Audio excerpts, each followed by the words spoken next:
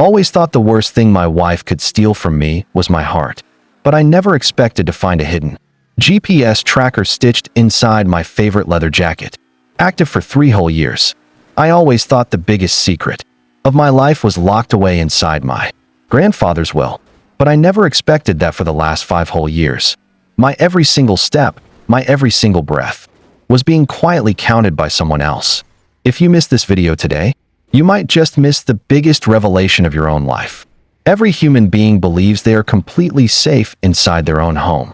But my entire life flipped upside down in less than 48 hours, turning a wealthy dream into a terrifying trap that completely blew my mind. My name is Victor. For the last 5 years, the entire world knew me as just an ordinary, low-paid night shift security guard, making a miserable $30,000 a year, driving a beat-up, broken Chevrolet, and living in a cramped, damp apartment in New York with my wife, Elena. Elena absolutely hated our poverty. Every single day, she would scream at me about how her friends were taking vacations in the Bahamas while she was stuck, sitting on a torn, cheap couch.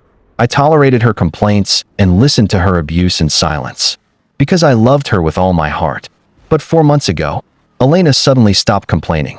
She would out of nowhere leave the house at 9 p.m. under the excuse of meeting a friend, and wouldn't return until 4 a.m. Whenever she came back, her clothes smelled of some expensive, foreign cologne, and whenever I asked her about it, she would just give me a strange, cold smile and glance away from my eyes. I knew she was hiding something, but what was about to happen next completely pulled the ground right out from under my feet. It was a freezing, snowy evening.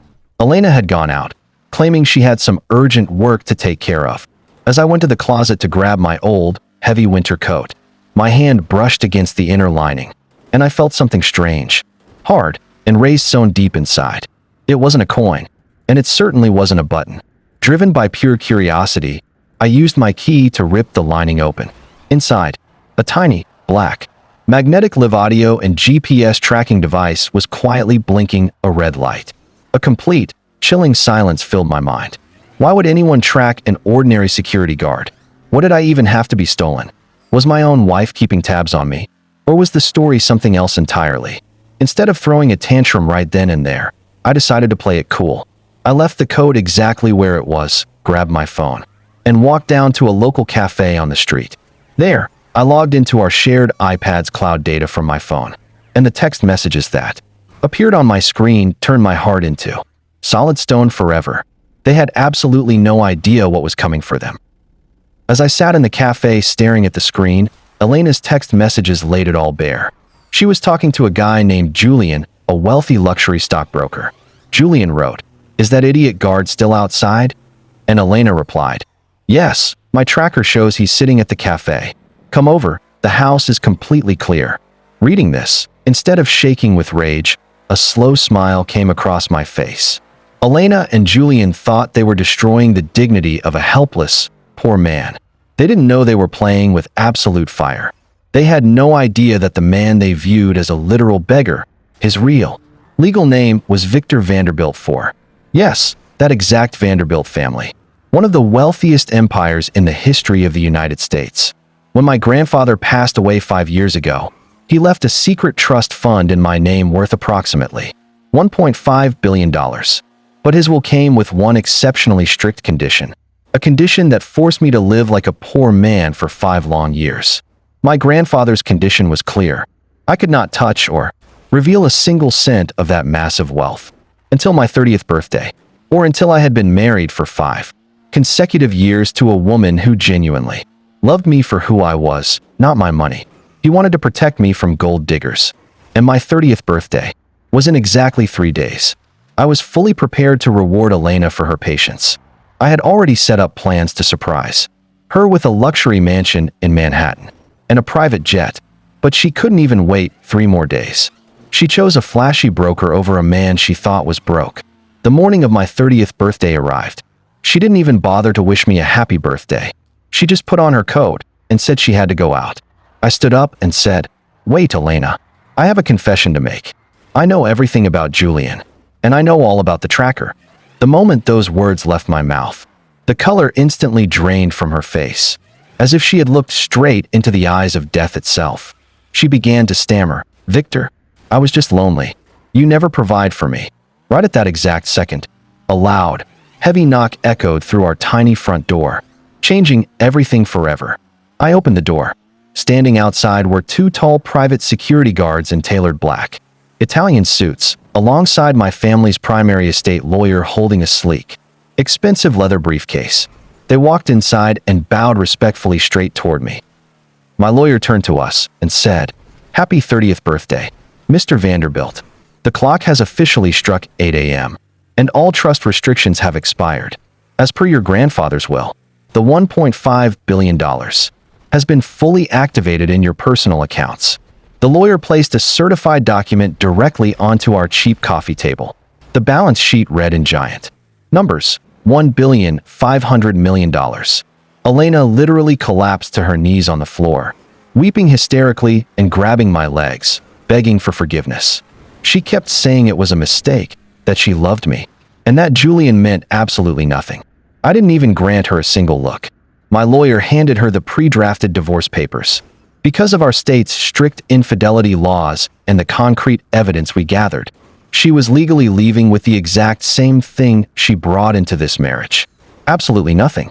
Julian dumped her the very same night. The second he realized he was up against a billionaire family empire.